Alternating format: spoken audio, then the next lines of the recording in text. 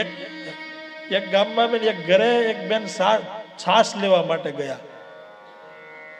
તો સાસુ ઘરે નતા, એની વહુ ઘરે હતી, છાશ હતી નહીં. એટલે બેન ને કીધું છાશ નથી તમે, એટલે ગામડામાં તો છાશ પેલા એમને આપતા ને મફત. હા, એ તો હવે પાણી વગર પૈસે મળતું નથી. પેલા તો બધું રામ જમાનો, એટલે તો કઈ રામ યુગ હતો, યુગ રામ રાજ કા આ ગયા. એટલે એની વોવે કીધું, સાસુ હતા ને એટલે વોવે કીધું બેન છાશ લેવા તમે આવ્યા, પણ છાશ બધા ગામના ઘણા લઈ ગયા, છાશ પતી ગઈ છે, નથી. કે કાંઈ વાંધો નહીં. એ તો જતા હતા, દરવાજે પહોંચ્યા ત્યાં એની સાસુ એને સામી મળી.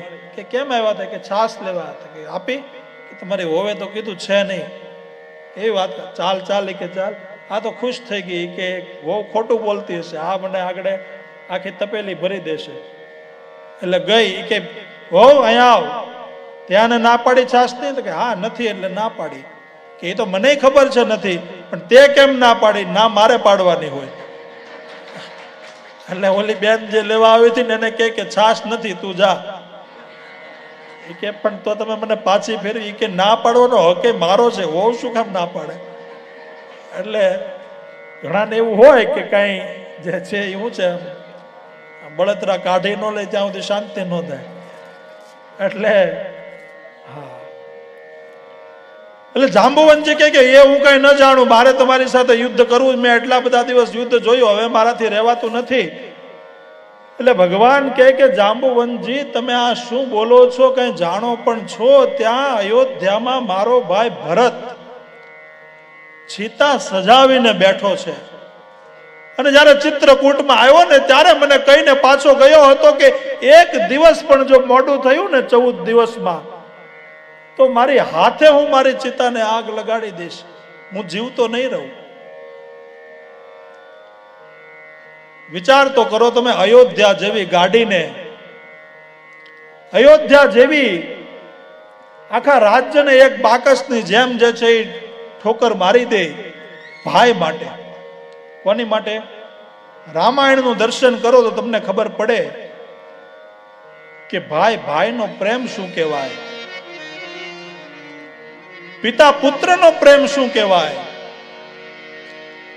એક પત્નીની જવાબદારી પતિ તરીકે શું કહેવાય. એ રામાયણનું દર્શન આપણે કરીએ તો આપણને ખબર પડે.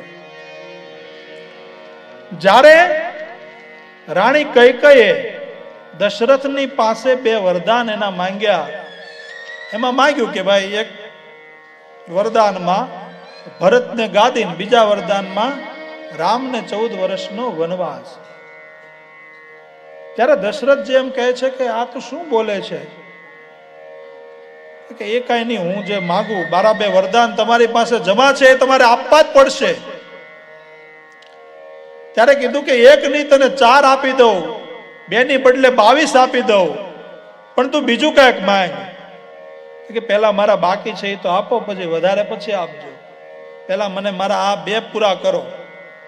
જ્યારે દેવાસુર સંગ્રામ થયું ત્યારે દેવતાઓની સહાયતા માટે દશરથજી ગયા હતા.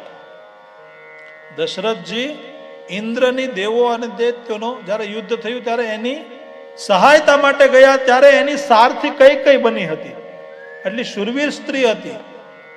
અને ત્યારે દશરથનો પ્રાણ બચાવી અને એને પાછો અયોધ્યામાં લાવી. ત્યારે દશરથે એને વરદાન આપ્યા હતા કે દેવી માંગી લો, 2 વરદાન આપું